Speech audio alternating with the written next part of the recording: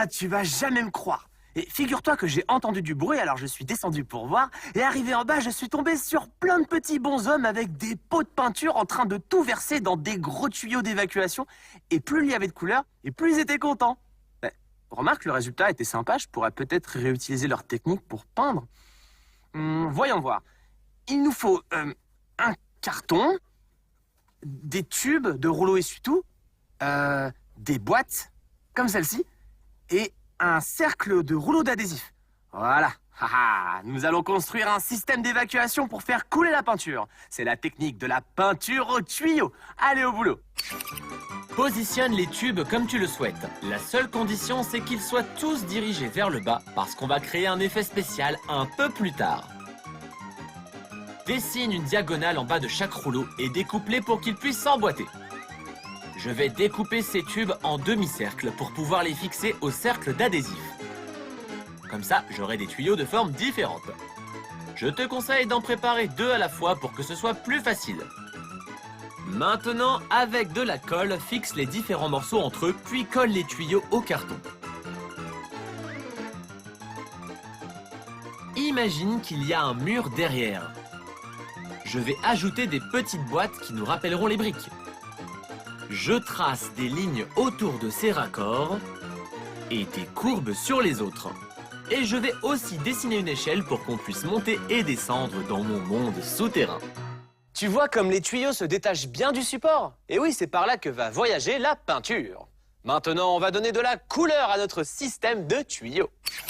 Nos tuyaux seront noirs. Mais je pense qu'ils auront bientôt un peu plus de couleur avec la peinture que l'on va verser dedans. Peins tous les tuyaux en faisant attention à ne pas peindre l'endroit des raccords. Ils seront gris parce qu'ils sont en acier, comme l'échelle. Une fois que c'est sec, protège la table avec un plastique pour ne pas la salir et pose ta création presque à la verticale en l'appuyant sur une bouteille. Mélange une couleur vive avec un peu d'eau dans un gobelet en plastique et regarde ce qu'il se passe. C'est pas génial comme technique? Le plus amusant, c'est de faire couler la peinture dans les tuyaux et par-dessus. Tu peux attendre que la peinture sèche avant d'en faire couler une autre, mais tu peux aussi les mettre toutes en même temps. Elles vont se mélanger et ce sera topissime. C'est de cette façon que tu vas créer des effets étonnants. Je te conseille de ne pas bouger ton œuvre d'art avant qu'elle ne soit bien sèche. Alors, elle n'est pas géniale mon idée? J'ai ajouté les habitants dans mon monde souterrain et aussi dessiné des vis avec un pastel. Et le meilleur, c'est que cette technique m'a inspiré plein d'autres idées. Regarde tous les animaux qui se promènent dans cette jungle. Les couleurs reflètent l'arc-en-ciel qui s'est formé après la pluie.